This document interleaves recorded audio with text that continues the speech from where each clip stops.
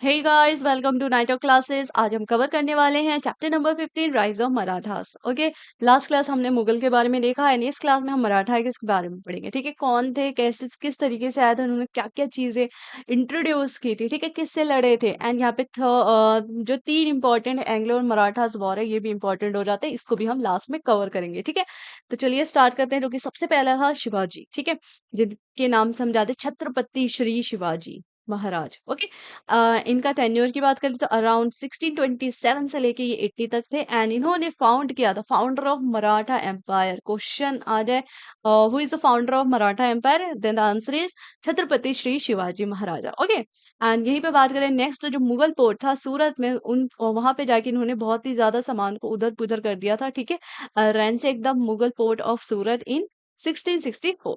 And यहीं पे बात करें, यहाँ पे बहुत सारे जो मुस्लिम हिंदूज थे जो कि मुस्लिम सल्तनत के अंडर में थे, ठीक है, उनको भी इन्होंने फ्रीडम यानी फ्रीडम दिया। ठीक है, freedom of Hindus from Muslim sultanate of Bijapur to the south east. यहीं पे बात करें द फोर्ट ऑफ चक्कन कौन Purandar were occupied by Shivaji. Okay, जो फोर्ट था चक्कन हो गया, कौंडाना हो गया, पुरंदर हो गया, ये किसके द्वारा ऑक्यूपाइड किया गया? देन शिवाजी के द्वारा ऑक्यूपाइड किया गया। इन्होंने कंस्ट्रक्ट किया कौन सा fort? Raigarh fort. Okay, most important. And next, he capture a large number of Aurangzeb lands and fort. Okay, तो यहाँ पे हमारे कुछ पॉइंट्स हो गए जो कि इंपॉर्टेंट हो जाते हैं छत्रपति श्री शिवाजी महाराज के बारे में जानने के लिए। ठीक है, नेक्स्ट बात आ जाती है संभाजी के बारे में, जिसका टेन्योर था 1681 से लेके 89 तक। ये भी बात करें, Sambhaji defeated a Portuguese and Chikka Deva Raya of Mysore. तो इन्होंने किस किस को डिफीट किया? एक तो पोर्टुगीज को राजा को, एंड इसी के साथ साथ जो हमारे चिक्का देव राया था मैसूर को, उसको भी डिफीट करते हुए नजर आएंगे। नेक्स्ट अब बात कर लेते हैं राजा राम एंड ताराबाई, जो कि अराउंड 89 से 1707 तक थे। In 1705, Tarabai commanded Marathas in their battles with the Mughal after they had entered Malwa, which was under the ruler rule. Okay, यही में नेक्स्ट आ जाते हैं साहू, जो कि अराउंड 1707 से लेके 1749 तक थे। एंड यहाँ पे जानने के लिए इंपॉर्टेंट है, Marathas empire greatly expanded while Sahu was emperor. ठीक है, तो जब साहू आए थे अपने थ्रोन पे, मतलब थ्रोन पे आए थे, तब यहाँ पे देखने को मिला है कि मराठास बहुत ही हद तक एक्सपेंड हुआ था। ठीक है, बहुत सारे टेरिटरी इन्होंने अपने कब्जे में ली। He was also in charge to establish a Peshwas reign within Maratha empire. Next बात कर लेते हैं मोस्ट इंपॉर्टेंट, पेशवा बालाजी विश्वनाथ। इससे क्वेश्चन बनता ही बनता है। He is also regarded as second founder of Maratha empire. And यहाँ पे सेकेंड फाउंडर बोला जाता है किसे? पेशवा बालाजी विश्वनाथ को। ठीक है, Balaji Vishwanath was a sixth PM who took charge of empire in 18th century. As prime minister, he oversaw a Maratha empire northward expansion. तो यहाँ पे इनका हाथ कहाँ पे देखने को मिलता है? तो जो नॉर्दर्न साइड था, यहाँ पे भी इन्होंने अपनी टेरिटरी एक्सपेंड की। ठीक है, इसके बाद आ जाते हैं हमारे पेशवा बाजी राव वन। ये भी इंपॉर्टेंट हो जाते हैं। ये इनका टेन्योर था 1720 से लेके 1740 तक। Maratha empire continue to grow under Baji Rao. Okay, and he was instrumented in helping a Maratha empire flourishing under his son's rule.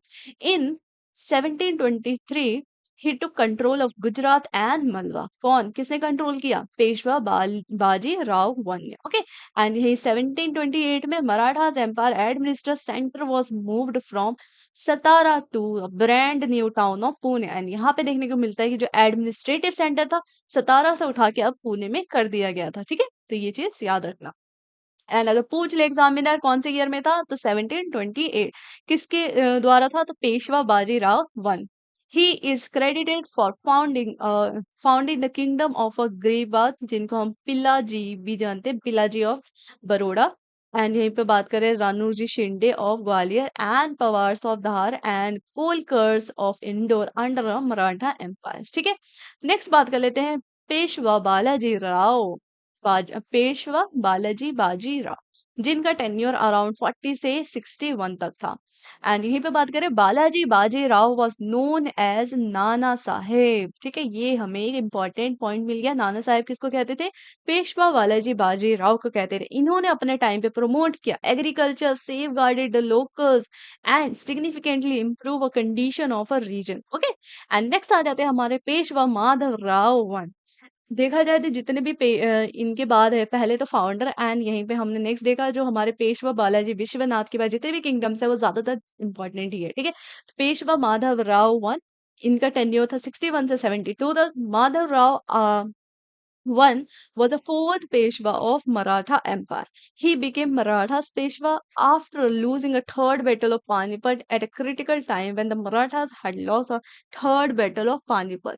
ठीक है, थर्ड बैटल ऑफ पानीपत कब हुआ था? 1761 में हुआ था। इससे पहले मैंने second battle of Panipat and हमने फर्स्ट बैटल ऑफ पानीपत भी देख लिया कि इनके साथ हुआ था। यहीं पे हम नेक्स्ट बात कर लेते हैं। Madhav Rao one largely restored a Maratha empire before it was finally captured by British.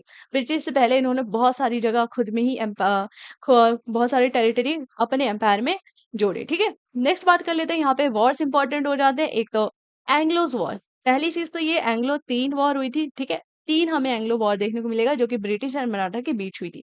ये अराउंड 1775 से लेके 1818 तक चली थी। एंड यहाँ पे जो सबसे पहला फर्स्ट एंग्लो मराठा वॉर है वो हुई थी 1775 से लेके 1782 तक। ठीक है, between Maratha empire in India and British East India Company. The war started with the treaty of Surat. यहाँ पे वॉर स्टार्ट हुआ था ट्रीटी ऑफ सूरत एंड हुआ था treaty of Salbai. Okay, most important and examiner पूछ ले ट्रीटी ऑफ सलबई कब sign हुआ है, तो ये साइन हुआ हमारा 1782 में। Okay, second Anglo Maratha war जो कि हमें देखने को मिला 1803 से लेके 1805 तक। It was a second war between Maratha empire in the India and इसी के साथ साथ ब्रिटिश ईस्ट इंडिया कंपनी के साथ हुई थी ये लड़ाई। एंड यहाँ पे हमें एंड में क्या देखने को मिला? Treaty of Rajpur Ghat. ठीक है, and the Marathas lost the war against the British, as a result their power was sheltered to a great extent. ठीक है, एंड यहाँ पे हमें सेकंड एंग्लो वॉर में कौन सी ट्रीटी देखने को मिली है? तो याद रखना, सेकंड वॉर में हमें देखने को मिली है ट्रीटी ऑफ राजपुर घाट। ठीक है, एंड फर्स्ट में हमें ट्रीटी ऑफ सलबई देखने को मिली। यहीं पे थर्ड की बात कर लेते हैं। Third Anglo Maratha war took place between 1817 to 1818। Okay, ये 2 साल की थी, मतलब 1 साल की थी। It was a last series of a war between Marathas and British. Okay, it was this war also known as a Pindaris war. ठीक है, यहाँ पे पिंडरीज वॉर के नाम से भी आ रही है, यानी थर्ड एंग्लो मराठा वॉर की बात हो रही है, because it was fought between Pindaris and the Britishers. Because ये पिंडरीज एंड ब्रिटिशर्स के बीच में लड़ाई हुई। The Marathas were defeated in the third Anglo-Maratha War by a British East India Company। ठीक है, एंड यहाँ पे हमें जो फर्स्ट एंग्लो मराठा वॉर में याद रखने वाली चीज है वो ये है कि वो स्टार्ट हुई थी because of treaty of Surat and हुई थी ट्रीटी ऑफ सलबाई। यहीं पे सेकंड में हमें लास्ट में ट्रीटी ऑफ राजपुर घाट देखने को मिलता है। एंड द थर्ड बिटवीन हुई थी पिंडार्स एंड ब्रिटिश के साथ। ठीक है, ये होता है हमारा एंग्लो वॉर खत्म। अब हम बात कर लेते हैं कुछ अष्टप्रधान के बारे में। ठीक है, जैसे हमने देखा कि अकबर के कोर्ट में 9 जेम्स थे। ठीक है, वहीं पे शिवाजी के टाइम भी इन्होंने 8 मिनिस्ट्री ऐसे अपॉइंट किए थे जो कि बहुत ही ज्यादा personally accountable to emperor and the important one हो जाते हैं। ठीक है, यहाँ पे मराठास किंगडम्स, जैसे कि सबसे पहले थे सेनापति जिनको ये कहते थे सारी ए नौबत। ठीक है, ये क्या थे? Commander in chief of army. यहीं पे पेशवा का क्या मतलब होता है? जो कि in charge of finance and overall administration संभालते हैं। दाबिर कौन थे? जो कि फॉरेन सेक्रेटरी थे। एंड यहीं पे तनदित राव किसे कहते थे? जो कि हेड होते थे।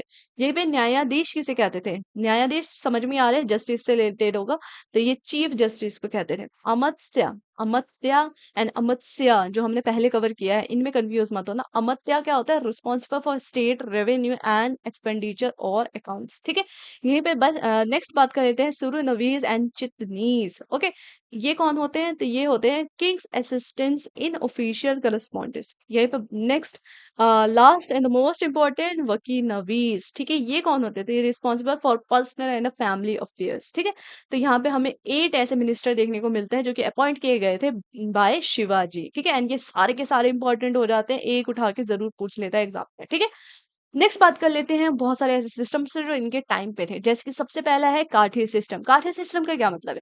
The revenue system was developed by Malik Ambar road और Kathi system, sorry, the revenue system was developed using Malik Ambar road, या फिर इन्हें काठी सिस्टम भी बोले, which administer value of land. Okay, यहीं पे चौट एंड सरदेश मुखी टैक्स, ये बहुत बार पूछा जाता है, यहाँ पे तो जितने स्टार हो उतने लगा लेना। चौट एंड सरदेश मुखी टैक्स ये है क्या चीज, तो यहाँ पे देख लेते हैं ये है क्या चीज।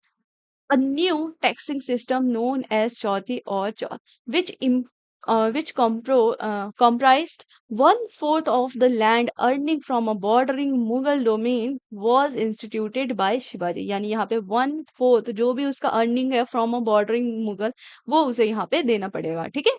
एंड यहीं पे देखा जाए, it serve as a form of military assistance in charge by defending them from outsiders. And ये दिया जाता है बिकॉज अगर वो चाहते हैं कि वो बचे रहे, दूसरे किंग उस पे ना अटैक करे, तो ये जो है टैक्स पे करते थे, ठीक है, अपनी सेफ्टी के लिए।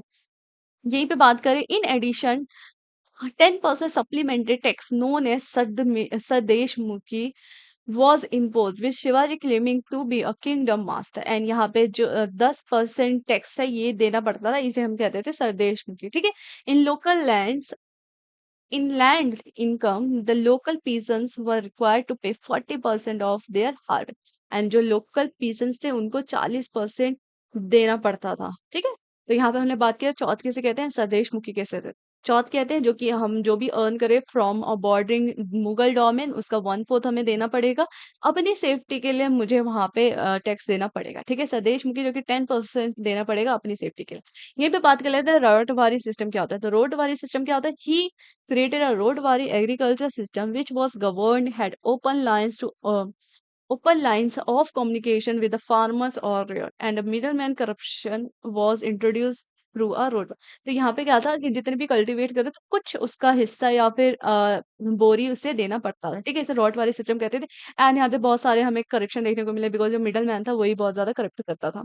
ये भी नेक्स्ट आता है मिरास्तर, ठीक है, ये क्या था, a group of people with inherited land rights were under Shivaji's strict control। They maintain a strong position in a community while paying very little taxes। They were attacked by Shivaji, who thereafter to control of this region। ठीक है, तो ये इनके बारे में बात होगी कि मिरासदार कौन थे। एंड यहाँ पे हमारा खत्म होता है ये चैप्टर। एंड नेक्स्ट हम कवर करने वाले religion and religious thought of India. Next हम पढ़ेंगे बुद्धिज्म, हिंदू, जैनिज्म कैसे आए, कैसे यहाँ पे इनका योगदान था, क्या क्या काउंसिल है, सारी चीजें हम कवर करेंगे, चाहे काउंसिल हम बुद्धिस्ट की कवर करें या फिर हम जैनिज्म की काउंसिल भी कवर करें, ठीक है। सारी चीजें हम नेक्स्ट क्लास में कवर करने वाले हैं। मिलते हैं नेक्स्ट क्लास में। Thank you so much.